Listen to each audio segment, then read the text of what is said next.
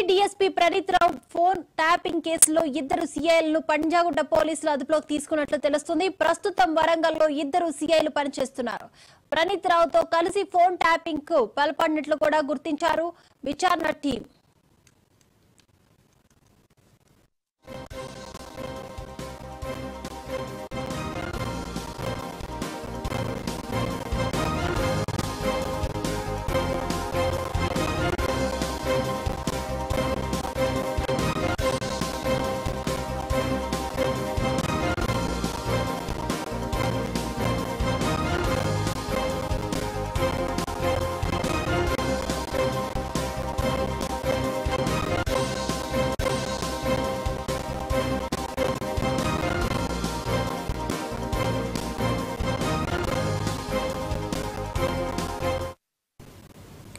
మాజీ డీఎస్పీ ప్రణీత్ రావు phone tapping కేసులో ఇద్దరు సీఐలను పంజాగుట్ట పోలీసులు అదుపులోకి తీసుకున్నట్లు తెలుస్తుంది. ప్రస్తుతం వరంగల్లో ఇద్దరు సీఐలు పనిచేస్తున్నారు. ప్రణీత్ రావుతో కలిసి ఫోన్ ట్యాపింగ్ కు పాల్పడినట్లు కూడా గుర్తించారు విచారణ టీం.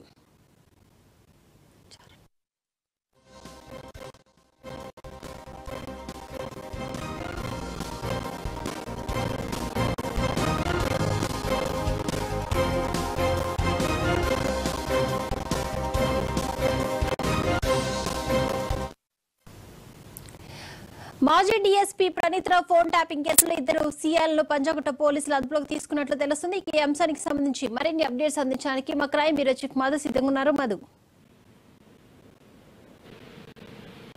టీఆర్ఎస్ పార్టీకి చెందినటువంటి ముఖ్య నేత ఆదేశాలతో ఇద్దరు సీఐలు చేసినటువంటి వ్యవహారం అంతా కూడా ఇప్పుడు బయటకు వస్తుంది. ప్రధానంగా చూసుకుంటే ప్రణీత్ రావుని ఇప్పుడైతే పోలీసులు అదుపులోకి తీసుకుని విచారిస్తున్నారో ఆ విచారించేటటువంటి క్రమంలోనే అనేక కొత్త విషయాలు అయితే బయటకు వస్తున్నాయని చెప్పవచ్చు. ప్రధానంగా వరంగల్లో ఉన్నటువంటి సిరిసిల్లలో సర్వర్లను ఏర్పాటు చేసుకుని అక్కడి నుంచే ఫోన్ ట్యాపింగ్ అంతా కూడా నడిపినట్టుగా అయితే గుర్తించారు.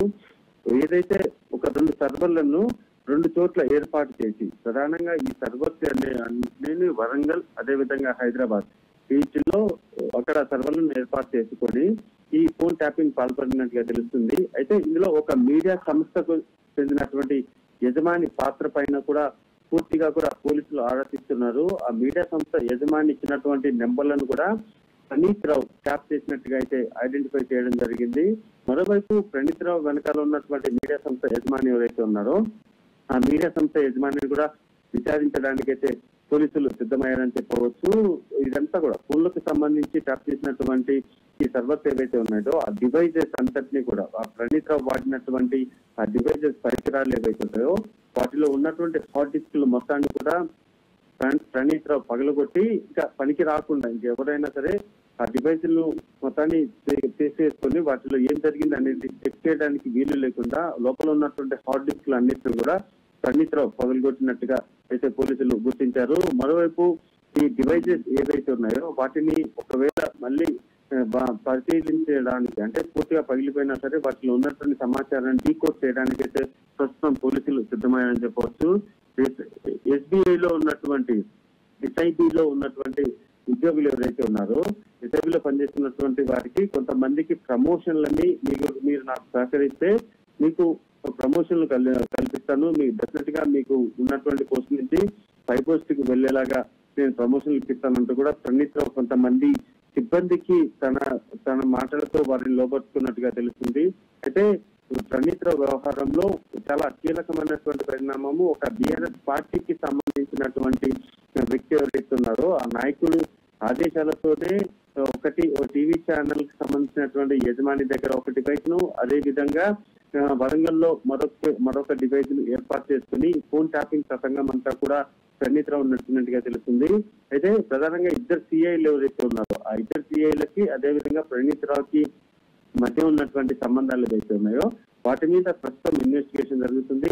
వరంగల్లో ఇద్దరు సీఐలను ఇప్పటికీ అదుపులోకి తీసుకుని హైదరాబాద్ లో ఉన్నటువంటి ఓ రహస్య ప్రాంతానికి తీసుకొచ్చినటువంటి పోలీసులు వారిని పూర్తిగా విచారించడం అయితే జరుగుతుంది. ఆ ఇద్దరు సీఐలు కూడా వరంగల్ పోలీస్ కమిషనర్ పరిధిలో ప్రస్తుతం పనిచేస్తున్నారు. వాళ్ళు పనిచేస్తున్నటువంటి ప్రాంతానికే వెళ్లి హైదరాబాద్ పోలీసులు ఆ ఇద్దరిని కూడా అదుపులోకి తీసుకుని రైట్ నో అయితే వారిని హైదరాబాద్ తీసుకొచ్చి ఇక్కడి నుంచే విచారణ అంతా కూడా మొదలు పెట్టడం జరుగుతుంది. అయితే ఏంటి ఆ ఇద్దరు సీఐలకి ప్రణీత్ రావుకి మధ్య ఉన్నటువంటి వ్యవహారం ఏంటి అనేది ఇక్కడ చాలా కీలకమైనటువంటి విషయం. అదే విధంగా పగిలిపోయినటువంటి హార్డ్ డిస్క్లు ఏవైతే ఉన్నాయో ఆ హార్డ్ డిస్క్లు అన్నింటినీ కూడా పోలీసులు స్వాధీనం చేసుకుని వాటి నుంచి ఉన్నటువంటి ఇన్ఫర్మేషన్ ఏదైతే ఉందో దాన్ని మళ్ళీ బ్యాకప్ చేయడానికి అయితే ప్రయత్నాలు చేస్తున్నాడు. వన్స్ ఆ ఇన్ఫర్మేషన్ అంతా కూడా బయటకు వస్తే మాత్రం ఖచ్చితంగా ఎవరెవరి ఫోన్లు విన్నారు, అది ప్రతిపక్షంలో అప్పట్లో ప్రతిపక్షంలో ఉన్నటువంటి కాంగ్రెస్ పార్టీ కావచ్చు, బీజేపీ పార్టీకి సంబంధించిన నాయకులు కావచ్చు, అదే విధంగా తన పైన ఉన్నటువంటి కొంతమంది అధికారులు చెప్పిన వాళ్ళు కాకుండా కొంతమంది బిజినెస్ మ్యాన్స్, అదేవిధంగా రియల్ ఎస్టేట్ వ్యాపారానికి సంబంధించినటువంటి వారి ఫోన్లను కూడా ప్రణీత్ రావు ట్యాప్ చేశారు. సో వారందరి ఇన్ఫర్మేషన్ అంతా కూడా బయటికి రాబోతుంది. ఖచ్చితంగా ఇప్పుడున్నటువంటి సీఎం రేవంత్ రెడ్డి ఫోన్ కూడా అప్పట్లో ప్రణీత్ రావు ట్యాప్ చేయడమే కాకుండా ఆయన ఎవరెవరితో మాట్లాడుతున్నారు, ఆయన మాట్లాడినటువంటి వ్యవహారాలు అన్నిటి మీద కూడా పూర్తి స్థాయి డీటెయిల్స్ అన్నిటిని కూడా ఏ టీఆర్ఎస్ పార్టీకి సంబంధించినటువంటి నాయకుడికి అందజేశారు అనేది కూడా చాలా కీలకమైనటువంటి విషయం. సో ఈ నేపథ్యంలోనే ఎవరా టీఆర్ఎస్ పార్టీకి సంబంధించినటువంటి కీలక నేత అనేది బయటికి రావాల్సినటువంటి విషయం. ఎందుకంటే ఆయన చెప్పినట్టుగానే అప్పట్లో అధికారంలో ఉన్నటువంటి టీఆర్ఎస్ పార్టీకి సంబంధించినటువంటి ఆ నాయకుడు చెప్పడం ద్వారానే కొన్ని డివైజులు వచ్చేసి ఒక మీడియా సంస్థ యజమాని దగ్గర ఒక డివైజ్ ఏర్పాటు చేయడం, అదే విధంగా వరంగల్లో డివైజులను ఏర్పాటు చేయడము, ప్రణీత్ రావు తన దగ్గర కూడా కొన్ని డివైజులను ఏర్పాటు చేసుకుని వాటి ద్వారా మొత్తం ఫోన్లన్నింటిని కూడా రికార్డ్ చేసి ఆ ఇన్ఫర్మేషన్ అంతటిని కూడా బయటికి వెళ్లేలాగా, అంటే ఎవరైతే తనని ఈ ఫోన్లు రికార్డ్ చేయమని చెప్పారో ఆ పార్టీకి సంబంధించినటువంటి నాయకులు చేరేలాగా ప్రయత్నాలు చేశారు. కాబట్టి ఖచ్చితంగా